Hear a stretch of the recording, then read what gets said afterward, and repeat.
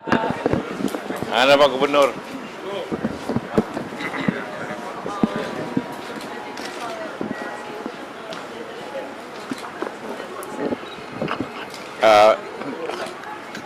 Kur tahun ini kita turunkan dari 22 ke 12. Tahun depan kita turunkan lagi 9% bunganya. Ya, apapun untuk usaha kecil harus dibantu disubsidi, tidak boleh kredit korporasi lebih rendah bunganya daripada kredit kecil. Terbalik ini keadaan hari ini. Pokoknya berapapun subsidinya, tidak ada urusan. Dengan perbatasan, bagaimana pemerintah pusat melihat percepatan? Siapa? Iya, NTT bukan hanya perbatasannya penting. Yang dimaksud di perbatasan itu fasilitas di perbatasan. Tapi ekonomi tentu juga dimajukan. Tapi ini secara umum kan di sini punya kemampuan di bidang hewan, kemampuan di bidang jagung, kemampuan di bidang perikanan. Itu yang kita harus tingkatkan dan lainnya, perkebunan. Ya, secara umum ekonomi hanya tumbuh dengan apabila ada penghasilan masyarakat. Penghasilan itulah itu.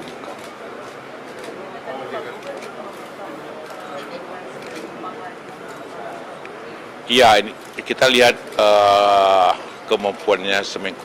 Karena kalau ditingkatkan harus berdasarkan kemampuan internalnya dulu. Kalau kemampuan internalnya selama ini untuk, nanti pemerintah memberikan kredit tambahan. Tapi kemampuan internalnya bagaimana, pasarnya bagaimana. Memang penting pasar Timor Leste dari sini. Bagaimana dengan gizi buruk DNTT? Bagaimana dengan gizi buruk DNTT yang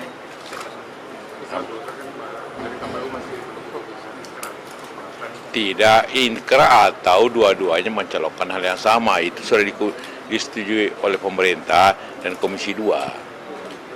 Berarti solusinya akan dua-dua kubu ini akan Iya, yang seperti yang Anda tulis hari ini di koran. P3 gimana Pak? P3 saya tidak tahu masalahnya, tapi saya kira kalau dia tidak bisa, kan sudah ada keputusan PTWN juga, berarti memperkuat P3.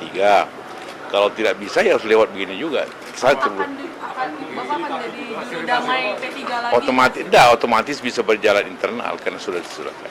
dari Bapak sendiri akan memfasilitasi? Kalau tergantung teman-teman P3, saya tidak akan meminta, kalau dia butuh ya tentu kita bisa. Tadi Bagaimana dengan gizi buruk di NTT yang busuk gurir, saya kira begini, kadang-kadang orang salah persepsi. Tadi saya dijelaskan Gubernur bahwa sejak dulu memang sering ada kekeringan sehingga ada penurunan produktivitas.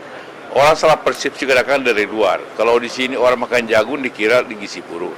Padahal Anda tahu semua kan di sini juga jagung biasa. Tapi kalaupun ada kekurangan, pemerintah punya cadangan beras yang bisa langsung diberikan. Nah, jadi kita tidak apapun keadaannya, kalau kekurangan kita kasih. Soal gizi buruk itu. Gizi buruk artinya makanan pokok itu pasti ada bentuk raskin, apa bentuk bantuan khusus dan sebagainya. Kita jamin lah itu tidak akan terjadi. tapi ada yang meninggal karena gizi buruk, Pak? Ya di mana-mana juga, ya meninggal kita tidak tahu. Kita tidak tahu apa penyebabnya, bisa sakit, bisa apa macam-macam.